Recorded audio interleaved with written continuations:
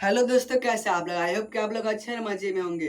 पढ़ने वाले हैं क्लास 8 के साइंस का टॉपिक जिसका नाम है reflection and refraction of light. यानी हम लोग रिफ्लेक्शन और रिफ्रैक्शन दोनों के बारे में पढ़ेंगे। हम लोग क्लास 8 में जो टॉपिक है, तो हम लोग सबसे पहले इस वीडियो में रिफ्लेक्शन के बारे में पढ़ते हैं, जो कि हम लोगों ने एज यूजुअल हम लोगों ने 7th क्लास में भी पढ़ा था। इसमें क्या होता है, जैसे एक मीडियम में आया लाइट और क्या होता है, उसी मीडियम में वापस वो रिफ्लेक्ट कर जाता है। लेकिन रिफ्लेक्शन में क्या होता है, एक मीडियम से आता है ऐसे और दूसरे मीडियम में फिर ऐसे हो जाता है। तो हम लोग क्या पढ़ेंगे, नेक्स्ट पार्ट में पढ़ेंगे। हम लोग अभी इस वीडियो में पढ़ने वाले हैं रिफ्लेक्शन ऑफ लाइट, यानी कि bouncing back of light in same medium. क्या होगा, हम लोग 7th में पढ़े थे क्या कि एक सरफेस पर, पॉलिश्ड सरफेस पर किसी भी रे को बाउंसिंग बैक होने को क्या हम लोग बोलते हैं, रिफ्लेक्शन। लेकिन जब हम लोग 8 क्लास में रिफ्लेक्शन को बोलेंगे तो हम लोग को इसमें एक वर्ड और जोड़ना पड़ेगा जिसका नाम क्या है, मीडियम। तो हम लोग इसमें क्या बोलेंगे, the bouncing back of light after, यहाँ पर क्या हो रहा है, यहाँ पर टकरा रहा है, यानी कि bouncing back of light in same medium. क्या होगा, एक सेम मीडियम, यानी कि जो ये एक मीडियम था, क्योंकि ये क्या हुआ, सरफेस के नीचे नहीं गया, तो ये इसी मीडियम में आया और इसी मीडियम में चला गया ना, वो अपना मीडियम को चेंज नहीं किया। इसको हम लोग बोलेंगे रिफ्लेक्शन। और वही रिफ्रैक्शन में क्या होता है, अपना मीडियम को चेंज कर देता है, जो सरफेस उसका होता है उसके अंदर चला जाता है रे ऑफ लाइट। और उसमें क्या होता है, उसका जो एंगल ऑफ इंसिडेंस और एंगल ऑफ रिफ्लेक्शन होता है, उन दोनों में भी डिफरेंस आ जाता है। तो हम लोग सबसे पहले रिफ्लेक्शन को पढ़ेंगे, लॉज ऑफ रिफ्लेक्शन पढ़ेंगे, इन सबको हम लोग सबसे पहले डिटेल में पढ़ते हैं। तो सबसे पहले हम लोग रिफ्लेक्शन समझते हैं। रिफ्लेक्शन का मतलब क्या होता है, जैसे कि एक सरफेस है और क्या इसका जो बॉटम वाला साइड है वो क्या है, पॉलिश्ड है। पॉलिश्ड यानी कि क्या होगा, ये ट्रांसपेरेंट नहीं होगा। ये क्या होगा, ट्रांसपेरेंट बिल्कुल नहीं होगा, यानी कि इसके जो लाइट होगा ये इसके इस साइड से इस साइड नहीं जाएगा। तो एक रे ऑफ लाइट ऐसे आएगा और क्या होगा, वो बाउंस होगा, फिर क्या होगा, बाउंस होगा, सेम मीडियम में बाउंस होगा। और इसके सबसे सेंटर में क्या होता है, नॉर्मल होता है। ये हो गया नॉर्मल, ये हो गया incident ray, reflected ray, reflected ray. और जब हम लोग रिफ्रैक्शन पढ़ेंगे तो उसमें क्या होगा, रिफ्रैक्टेड रे होगा। यहाँ पर रिफ्लेक्टेड रे क्योंकि हम लोग रिफ्लेक्शन पढ़ रहे हैं, और वहां पर रिफ्लेक्टेड रे रहेगा। ये हो गया इंसिडेंट रे, इंसिडेंट रे, ये नॉर्मल हो गया। और जो ये जो नॉर्मल और एंगल ऑफ इंसिडेंस, इन दोनों के बीच में जो एंगल बन रहा है, उन दोनों के उस एंगल को क्या बोलेंगे, एंगल ऑफ इंसिडेंस। और जो रिफ्लेक्टेड रे और नॉर्मल के बीच में जो एंगल बन रहा है उसको हम लोग क्या बोलेंगे, रिफ्लेक्ट एंगल ऑफ रिफ्लेक्शन। तो ये दोनों जो है यानी कि जो दोनों का एंगल है, एंगल ऑफ इंसिडेंस और एंगल ऑफ रिफ्लेक्शन, दोनों क्या होगा, इक्वल होगा। यानी कि angle of incidence is equal to angle of reflection, क्योंकि जितना एंगल इसका रहेगा उतना ही एंगल क्या आएगा, उसका भी रहेगा, यानी कि दोनों का क्या रहेगा, सेम। क्योंकि जितना एंगल से वो कोई भी लाइट रे ऑफ लाइट आएगा, उतना ही क्या होगा, उतना ही एंगल से वो वापस रिफ्लेक्ट हो जाएगा। यानी कि इसका क्या होगा, एंगल जो होगा नॉर्मल, जैसे ये एंगल और ये एंगल क्या होगा, दोनों बराबर होगा। तो ये हम लोगों ने रिफ्लेक्शन के बारे में समझा। अब हम लॉज ऑफ रिफ्लेक्शन समझते हैं। तो हम लोग लॉज ऑफ रिफ्लेक्शन को समझते हैं, यानी कि जो कुछ नियम होते हैं रिफ्लेक्शन के, उन सब को हम लोग समझते हैं। तो सबसे पहला क्या होता है, जो हम लोगों ने अभी समझा था कि जैसे ये सरफेस, इस पे क्या होता है, ऐसे आया और ऐसे वापस चला गया, ये हो गया नॉर्मल। तो इसमें सबसे पहला लॉ क्या है कि जो एंगल ऑफ इंसिडेंस होगा वो एंगल ऑफ रिफ्लेक्शन के क्या होगा, इक्वल होगा। Angle of reflection incidence is equal to angle of reflection, यही हमारा पहला लॉ है।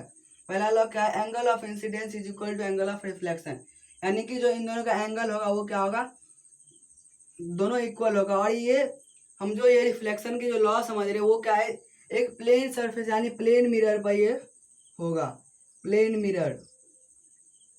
हम लोग का दो लॉज ऑफ रिफ्लेक्शन है, वो दोनों क्या होगा, प्लेन मिरर पर होगा। हम लोग स्पेरिकल मिरर या फिर कोई भी जो इरेगुलर मिरर लाएंगे उस पर नहीं होगा, ये सिर्फ किस पे होगा, प्लेन मिरर पर। प्लेन मिरर यानी कि जो नॉर्मल हम लोग हमारे पास मिरर होता है उस मिरर पर ही ये होगा, या फिर जो फ्लैट सरफेस है उसी पर होगा। वो इरेगुलर नहीं होना चाहिए, यानी कि जैसे कि ऐसे ऐसे नहीं होना चाहिए। तो यही तो क्या आ जाएगा, यहाँ पर लाइट आएगा ऐसे चला जाएगा, फिर यहाँ पर आएगा तो ये ऐसे जाएगा। तो यहाँ पर क्या होगा, एंगल ऑफ इंसिडेंस और एंगल ऑफ रिफ्लेक्शन क्या होगा, इक्वल नहीं होगा। तो हम लोगों ने हमारा ये था पहला लॉ ऑफ रिफ्लेक्शन। इसका दूसरा लॉ ऑफ रिफ्लेक्शन क्या है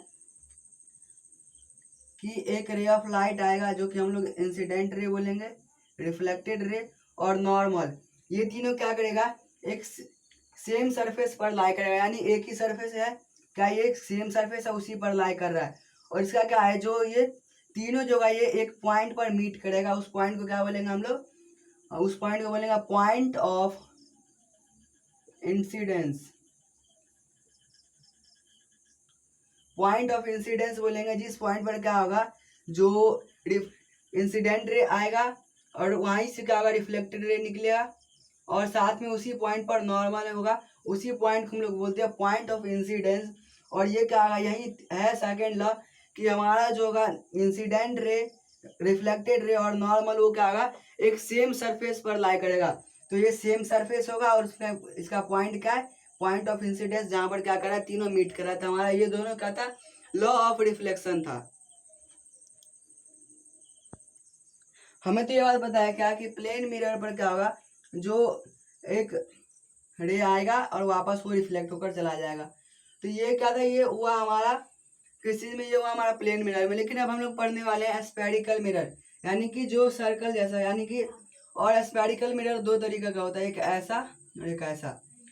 इसको इसमें क्या होता है, एक साइड जो दो तरह का होता है, पहला होता है कनकेव और दूसरा होता है कन्वेक्स। तो हम लोग को याद करने के लिए हम लोग का सबसे अच्छा तरीका क्या है, जो कनकेव होता है वो केव की तरह होता है, उसमें क्या लगेगा, कनकेव, कनकेव। तो यहाँ पर जो केव है इसका मतलब क्या होगा, गुफा की तरह, और इसका जो बाहरी साइड होगा वो क्या होगा, पॉलिश्ड होगा। तो ये क्या है, केव की तरह है, ऐसे करके केव की तरह। तो ये क्या हो गया, ये हुआ कनकेव मिरर। और जो इस तरह से रहेगा उसको क्या बोलेंगे हम लोग, कन्वेक्स मिरर। उसको हम लोग क्या बोलेंगे, उसको बोलेंगे कन्वेक्स मिरर। और उसका क्या होगा, अंदर का साइड क्या होगा, पॉलिश्ड होगा। तो हमारा रे ऑफ लाइट इधर से आएगा और फिर ऐसे करके क्या होगा, रिफ्लेक्ट करेगा। इसमें क्या होगा, इधर से आएगा और ऐसे रिफ्लेक्ट करेगा। तब हम लोग इमेज फॉर्मेशन सीखेंगे। तो हम लोग को सबसे पहले याद रखना है कि ये केव है, कन्वेक्स है। इसके नेम में ही केव आता है। तो केव क्या होता है, गुफा कैसा होता है, तो इस तरह का होता है। तो ये क्या होगा, कनकेव मिरर हो गया और ये हो गया कन्वेक्स मिरर। अब हम लोग स्फेरिकल मिरर पढ़ रहे हैं, यानी कि जो सर्कुलर, जो गोल मिरर होता है। तो ये क्या है, सर्कुलर है, इसमें क्या आधा कटा हुआ। तो ये क्या हुआ, कनकेव। और ये कनकेव हम लोग कन्वेक्स, इन सब के बारे में अभी हम लोग पढ़ने वाले थे। इसमें हम लोग इमेज फॉर्मेशन करेंगे। क्या करेंगे, हम लोग इमेज फॉर्म करेंगे। इसमें कुछ सबसे इम्पोर्टेंट टर्म्स होते हैं, जैसे कि सबसे पहला टर्म क्या है, सेंटर ऑफ कर्वेचर।